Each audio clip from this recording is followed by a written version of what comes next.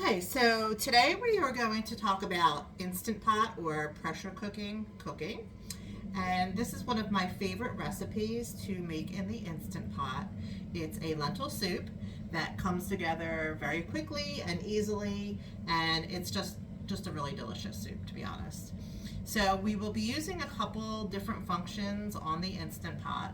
We will be using the saute function, and we will be using the pressure cook function. So I'm going to go ahead because it does take a couple seconds. I'm going to push the saute button, and you're going to saute the first several ingredients before you pressure cook. So that's the great thing about the Instant Pot. See, now it says it's on, so that means that it's starting to heat up, and it'll heat up pretty quickly. So it's easy to do a one pot meal in your Instant Pot because you can saute and then pressure cook. Just one example of the multi-functions that you can do in the one pot. So we're going to start out with sauteing our first ingredients. We have one large onion chopped, one medium carrot peeled and chopped, 2 stalks of celery chopped, 3 cloves of minced garlic, 2 teaspoons of fresh thyme, and 1 teaspoon of Italian seasoning. You can also put salt and pepper. You can add salt and pepper to taste.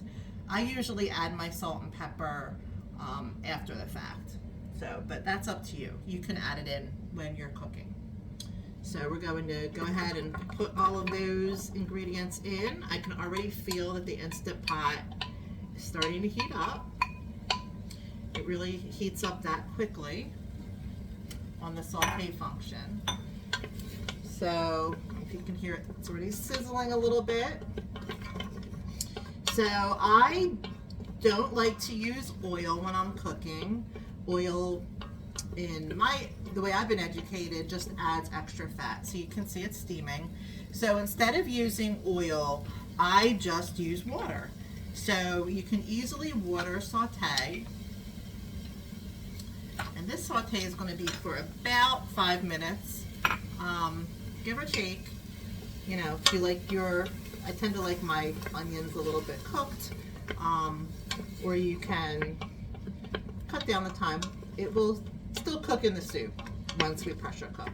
So I added 2 tablespoons of water, just water, and we're going to let that saute. If you see that the vegetables are sticking to the bottom of your pot, then you will want to add some more water. So let's just let that go. And in the meantime, just talk a little bit about why I use water to saute. Sometimes it can be an unpopular opinion. Some people disagree, but in the experts that I follow all agree that oil is basically not healthy. It's pure fat. You've taken the whole food, for instance, an olive that had fiber and other nutrients, and you've processed it into an oil, and the oil is just pure fat. So in a society where we have high rates of heart disease, we really have to look at the fats that we're putting in our body. And our bodies do need fat, don't get me wrong, but the oil is really unnecessary fat. And as you can see, you can saute without it. You really don't need it. So let's see how we're doing. So it's sizzling, everything's kind of getting sauteed. The other thing is that most vegetables have a very high water content. So onions, when you start to cook them, they release their own liquid. So that's another reason that you don't need the oil necessarily, because when you start to cook the vegetables, depending on which ones they are, they have a lot of water already in them. So I feel like this is starting to stick a little bit.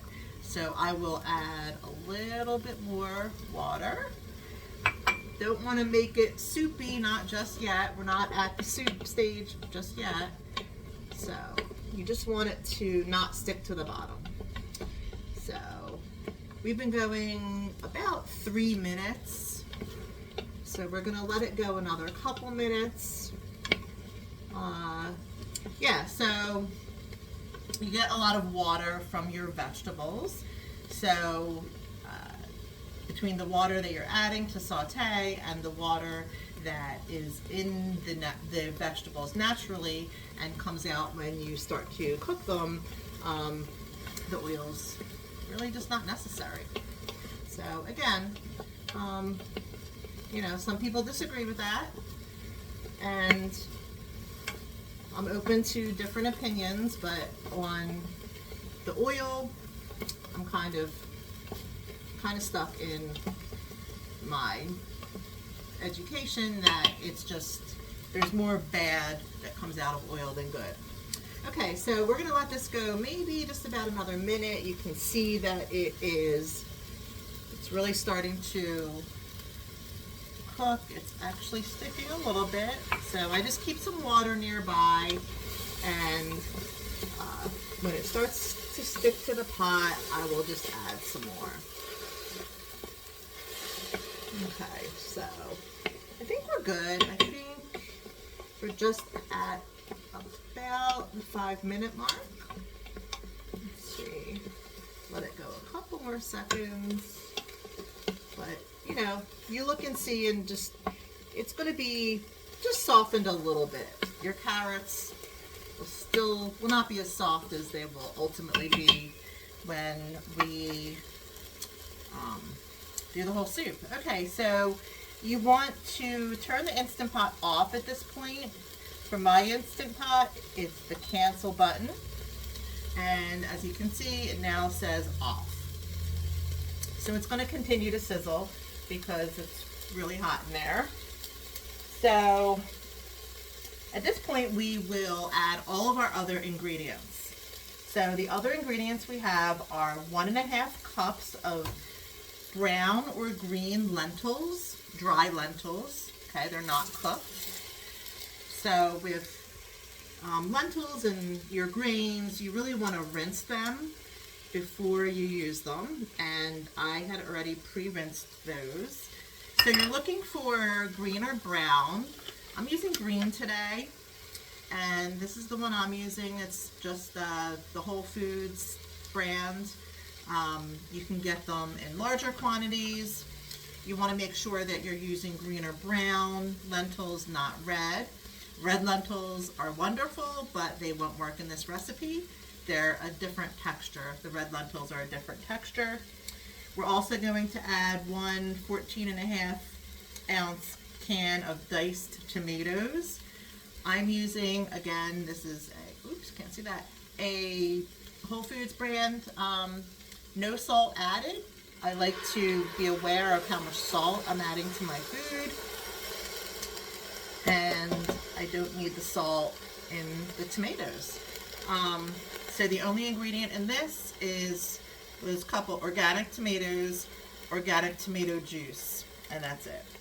So always look at your ingredients. A lot of times they sneak things in our food that we're not expecting. Okay, so let's see. We have our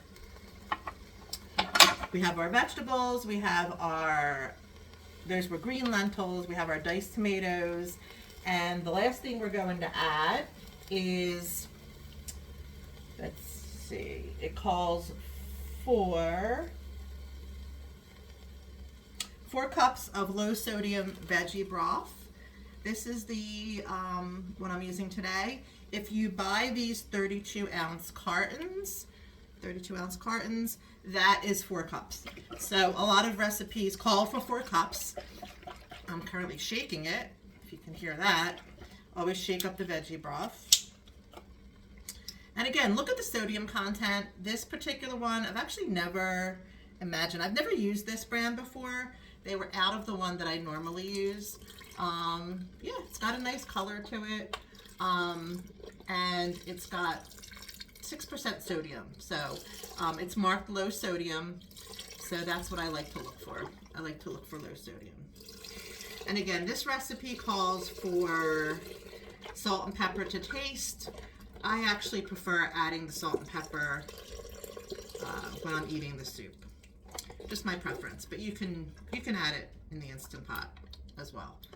Okay, so right there, that's all of our ingredients that are going to go in for now. We will be adding some spinach at the end. So just give it a little stir. Make sure there's nothing stuck to the bottom. Try to see that there's nothing really stuck to the sides. And then we will put the lid on. And the lid, you want to, well, first, one more thing. So if you look at the lid, there's a plastic ring. You want to make sure that that plastic ring is pushed all the way down. If you don't do that, your Instant Pot won't get a good seal. Okay. And then, so you have your toggle switch right here. So you want to put the top on until it kind of, you'll hear it adhere. You'll hear it like click in.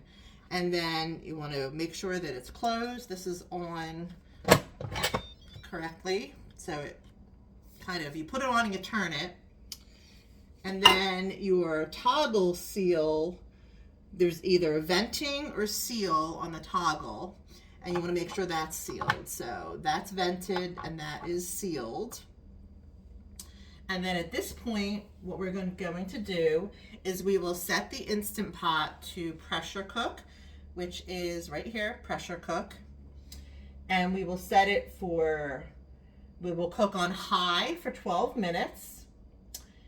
And then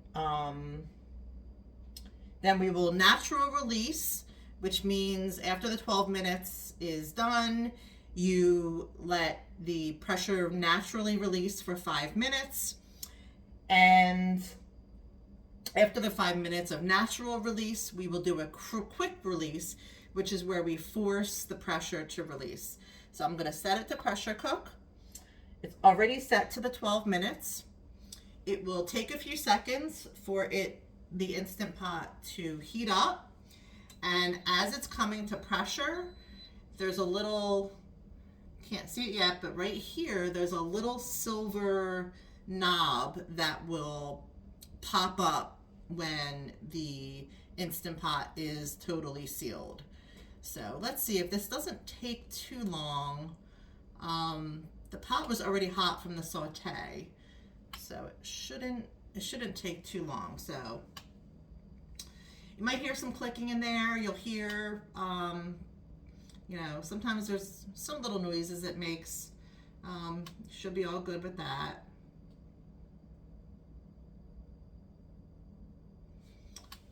I don't know, at some point, I don't think it's started yet, you'll see this little knob will start to bounce up and down a little bit. Sometimes it takes a few minutes. It depends on how much is in the pot,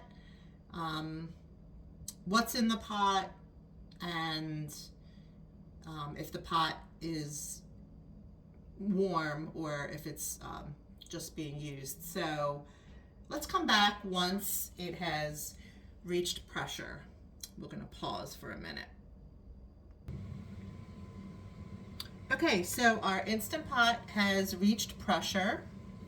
A couple things just wanted to point out. So this is our toggle switch that needs to be set to sealing. That's what seals the pot and allows it to pressure cook. Right here is the little silver button that will pop up once it has reached pressure. If you see any steam coming out of this area while it's reaching pressure, you should move the toggle switch. Use a dish towel or an oven mitt to do so, because you can get burned by the steam. And just make sure that your toggle switch is all the way to the sealing position. So once this little pin pops up, it means that your pot is at pressure and everything is cooking inside. So another thing I wanted to point out on the display, it now says 11 minutes. The display will say on before your Instant Pot reaches pressure. Once it reaches pressure, it will indicate the amount of time that you are pressure cooking for. So we were pressure cooking, this is a 12-minute recipe. So it started at 12 minutes. It's going to count down to 0. Once it gets to 0, then it will start counting up. And once it starts counting up, that is when it's releasing pressure. So we will naturally release, meaning we don't touch the Instant Pot, for 5 minutes. So once this is fully cooked, it's cooked at 12 minutes, then it will start to count up. And at that point, once it gets to 5 from counting up, now make sure if your pot is counting down, make sure that you know whether it's counting down or counting up. Counting down is when it's cooking, counting up is when it's releasing pressure. Okay, so we're gonna let this go for another 10 minutes. We'll come back somewhere during the release. So we have reached the point where we have naturally released for 5 minutes. If you can see on the display, it does change to an L, which I believe is, not sure what that stands for. It might be low. So, and different pressure cookers and Instant Pots might be different, but my Instant Pot will change to an L when it's releasing the pressure, and it's at 5 minutes. So it has naturally released for 5 minutes. Now, if you release it for more than the 5 minutes, it's not going to be a problem. Once the pressure cooker has released all of the pressure, this little silver pin that's over here will drop down. That's when you know that it's safe to open your Instant Pot. So we are going to now do a quick release. So you want to have something to cover your hands with so you don't get burned from the steam. A dish towel works, or an oven mitt.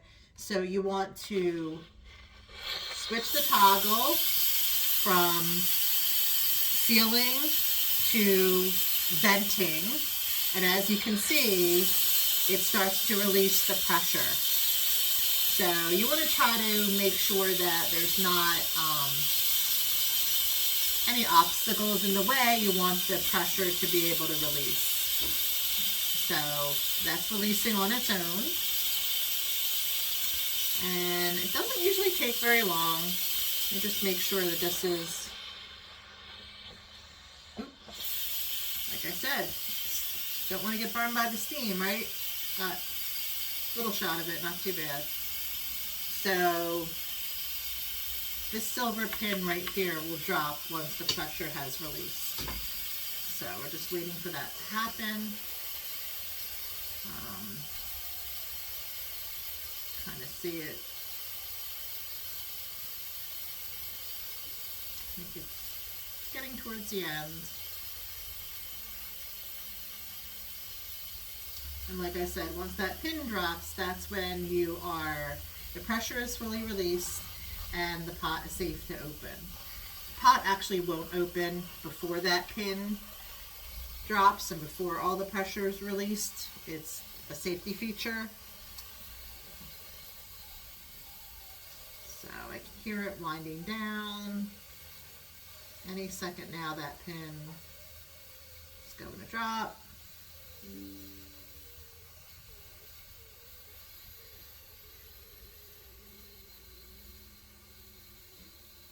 Okay, should be, you can see that very little steam is coming out now. There it goes. Okay, so the pressure has dropped. So we have one more ingredient to add, but first we will take the lid off. And then give a little stir. Oh, look at that. Perfect. Perfect. And see how easy that was, right? This soup it's done. It's ready. One more ingredient. I will be right back with that ingredient. Okay, so the last thing we're going to add, and we wait until the soup is done, we're going to add, calls for about 4 cups of fresh spinach. Fresh is best. Frozen chopped spinach doesn't work as well. You want to use the, the baby spinach, the leaf spinach. So it calls for 4 cups. Honestly, I'm just going to throw in a bunch. You really can't overdo it with the spinach, honestly. So it's probably about 4 cups, maybe a little bit more. And what you're going to do is just stir it around. Spinach will wilt in the heat of this when the soup is still hot. So you want to do this, you want to add the spinach when the soup is still hot. So just give it a little stir. You can see it's already starting to wilt. And I'm going to let this sit. I usually let it sit for a little bit in the Instant Pot and cool. Or you can put it in another dish pot. So you can see that spinach is wilting. I'm going to add a little bit more. Stir that around, and this is it. This is your lentil soup in the Instant Pot. So easy, so delicious, so many nutrients.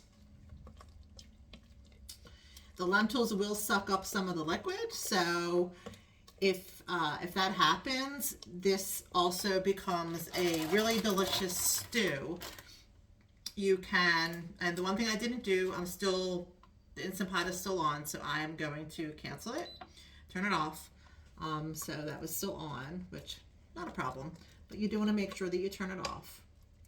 So the lentils will suck up the liquid, and if that happens, then you can make it a stew. Put the soup over a healthy grain, either quinoa or brown rice, farro, any of those grains, and then it's really a full meal because you have your whole grain as well. So there we go. Instant Pot lentil soup.